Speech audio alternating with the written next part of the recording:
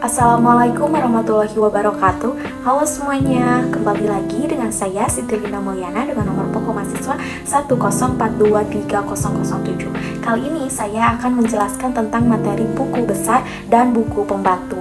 Langsung saja ke penjelasannya, yaitu buku besar adalah buku catatan akhir atau books of final entry yang merupakan kumpulan dari rekening-rekening neraca atau real dan rekening laba rugi atau nominal. Buku besar berfungsi sebagai tempat pencatatan seluruh transaksi dalam perusahaan.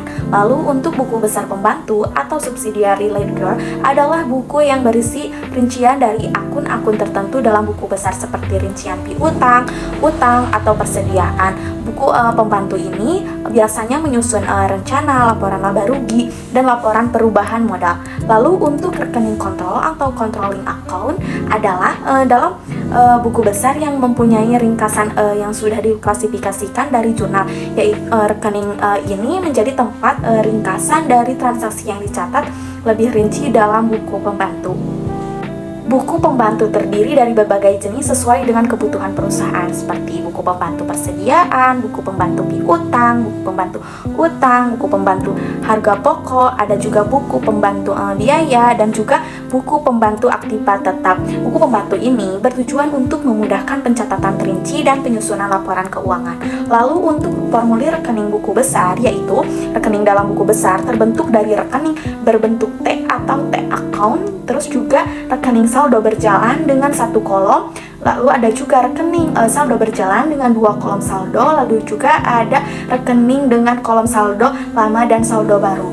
Terus untuk klasifikasi rekening berdasarkan laporan keuangan, akun dalam buku besar diklasifikasikan menjadi neraca dan rekening laba rugi. Klasifikasi rekening neraca meliputi kelompok aktiva atau aset, utang atau liabilitas, dan modal atau ekuitas. Aktiva dibagi menjadi beberapa golongan seperti aktiva lancar, investasi jangka panjang, aktiva tetap terwujud, aktiva tetap tidak terwujud, dan juga aktiva lain-lainnya. Terus untuk rekening laba rugi dikelompokkan menjadi pendapatan, harga pokok penjualan atau HPP, biaya produksi dan biaya penjualan, dan juga biaya administrasi dan umum. Terus untuk pemberian kode pada rekening, yaitu dengan pemberian kode secara pengertiannya yaitu proses memberikan tanda pada akun-akun berdasarkan angka atau huruf yang diklasifikasikan. Kode ini mempermudahkan identifikasi pengelolaan data dalam buku besar.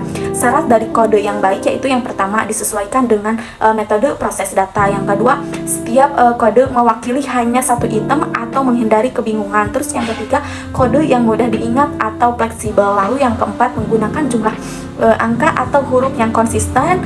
Yang kelima, panjang kode dalam potong untuk mempermudah ingatan. Lalu yang keenam, kode panjang dapat diberi cek dikit untuk memverifikasikan kebenarannya. Selanjutnya untuk metode pemberian kode dapat menggunakan yaitu kode angka urut, kode angka blok, kode angka kelompok, dan juga kode angka desimal. Untuk posting ke buku besar dan buku pembantu ada 4 metode posting. Yang pertama ada metode tangan atau pen and link atau dilakukan secara manual. Yang kedua ada metode langsung dari buku pembantu. Yang kedua ada metode posting langsung dari dokumen sumber. Terus yang keempat ada metode tanpa buku pembantu atau disebut juga legacy bootstrapping. Terus ya untuk penanganan dokumen sumber dalam pencatatan data ke buku rekening terdapat dua jenis media. Yang pertama ada media tunggal atau tidak memerlukan metode penanganan khusus. Terus yang kedua ada media campuran, yaitu memerlukan metode penanganan tertentu untuk memastikan pencatatan dilakukan dengan benar.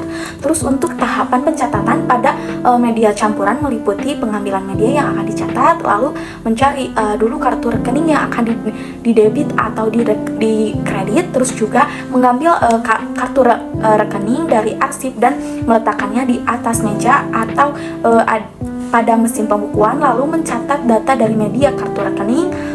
Terus selanjutnya membalikan kartu rekening ke tempat untuk memudahkan pencarian selanjutnya.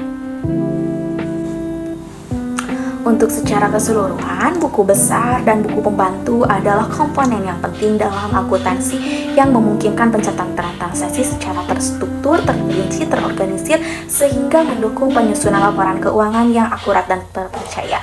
Mungkin sekian penjelasan dari saya. Mohon maaf bila ada kesalahan. Wassalamualaikum warahmatullahi wabarakatuh.